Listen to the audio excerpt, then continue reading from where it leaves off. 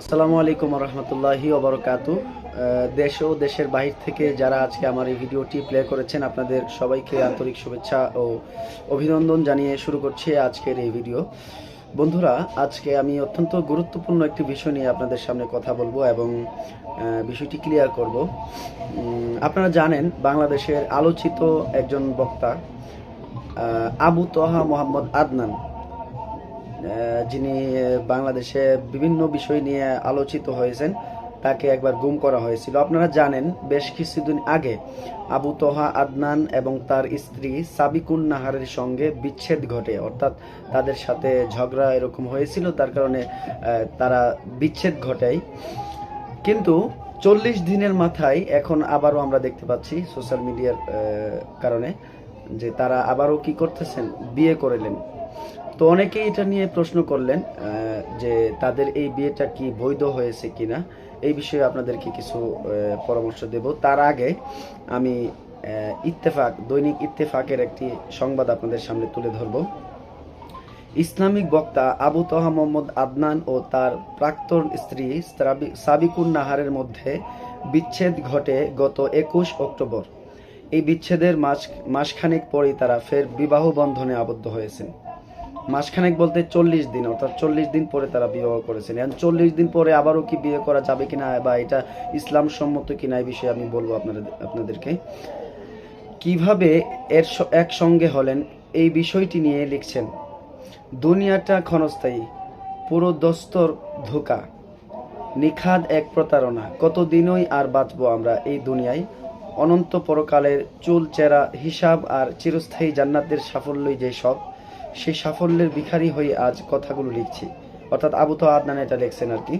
কে কি ভাববে, কে কি বলবে, কি হবে আর কি না হবে এসবেরও বিন্দুমাত্র পরোয়া নেই। বাচ্চারা বাবা মাকে খোঁজে, এমনটা জানিয়ে সাবিকুন নাহার লিখলেন, প্রতিনিয়ত আয়েশা তার বাবাকে খোঁজে। বাবা যাব, বাবা গাড়ি, বাবা কই শব্দগুলোর ওজন ওঠানোর কোনো পরিমাপক মহাবিশ্বে নেই। উসমানও মাকে পাচ্ছে না। উসমানের সামনে অন্যরা তাদের মায়ের নিকট আম্মু বলে ছুটে যাচ্ছে। অন্যদিকে নির্লিপ্ত চাহনিতে উসমানের প্রশ্ন, তার আম্মুর কাছে কখন নিয়ে যাবে। বিচ্ছেদ ও পূর্বের ঘটনার প্রসঙ্গে সাবিকুন নাহার বলেন, যা ঘটে গেছে তার অনিবার্য পরিণতি যে এটাই তা হয়তো আমরা জানতাম, তবে জানা আর প্রতিনিয়ত উপলব্ধি করা যে কখনোই এক নয়। ইলমুল ইয়াকিন আর হাক্কুল ইয়াকিনে আছে আকাশসম ফারাক। জানা বিষয়টি উপলব্ধি করেছি আমরা, বেশাক আমাদের ভুল ছিল, কিছু ভুল বুঝেছি, বোঝানোও হয়েছে। উসমানের বাবার প্রতি প্রগাঢ় মহব্বত থেকে অস্থির হয়েছি, কিছু রাগ জেদ ও সীমা লঙ্ঘনও হয়ে গেছে। সাথে মানুষ ও জিন শয়তান বিচ্ছেদের জাদু কি না ছিল। অর্থাৎ তিনি বলতেছেন যে এটা আমাদের মধ্যে ভুল হয়েছিল, ভুল বোঝাবুঝি হয়েছিল এবং মানুষের ছলনা ছিল এবং জিন শয়তানও ছিল তাদের মধ্যে। অর্থাৎ আপনারা জানেন যে হাদিস শরীফে আছে, শয়তান সবচাইতে খুশি, শয়তানের যে লিডার থাকে সে সবচাইতে খুশি হয় তখনই যখন ছোট শয়তানগুলো তার লিডারের কাছে গিয়ে বলে যে আমরা সবচাইতে বড় একটি কাজ করে আসছি, বেশি কিছু করতে পারিনি, একটি কাজ করে আসছি। তখন জিজ্ঞাসা, তুমি কি কাজ করছো আজকে? তখন ছোট শয়তানে বড় শয়তানকে বলে, অর্থাৎ লিডারকে বলে যে লিডার, আমি একটা স্বামী স্ত্রীর মধ্যেই ঝগড়া লাগাই আসছি। তখন শয়তান তাকে নিয়ে মাথায় নিয়ে নাচে যে তুমি সবচেয়ে ভালো কাজ করে আসছো, একটা স্বামী স্ত্রীর মধ্যে ঝগড়া লাগাই আসছো। তো যাই হোক, এরকম ভুল বুঝাবুঝি হয়েছিল, সব শয়তানের ওয়াসওয়াসা ছিল, যার কারণে তাদের মধ্যে বিচ্ছেদ হয়েছে।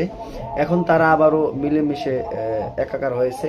অনেকেই প্রশ্ন করতেছেন তাদের যে দ্বিতীয় বিয়ে এটা কি বৈধ কিনা। হ্যাঁ, এটা বৈধ হয়েছে, সমস্যা নেই।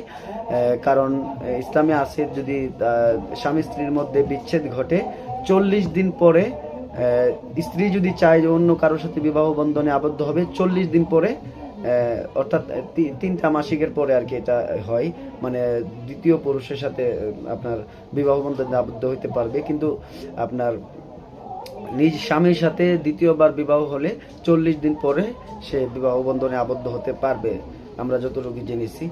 যাই হোক দর্শক, আপনারা সবাই দোয়া করবেন সংসার যেন টিকে, সংসারে এরকম ছোটোখাটো নানান সমস্যাই হয়ে থাকে, এগুলো থেকে যেন আমরা বিরত থাকি, যাতে সংসার না ভাঙে। সবাই দোয়া করবেন। ভালো থাকবেন, সুস্থ থাকবেন, আমাদের এই চ্যানেলটি সাবস্ক্রাইব করে আমাদের সাথেই থাকবেন। আসসালামু আলাইকুম ওয়া রাহমাতুল্লাহি ওয়া বারাকাতুহু।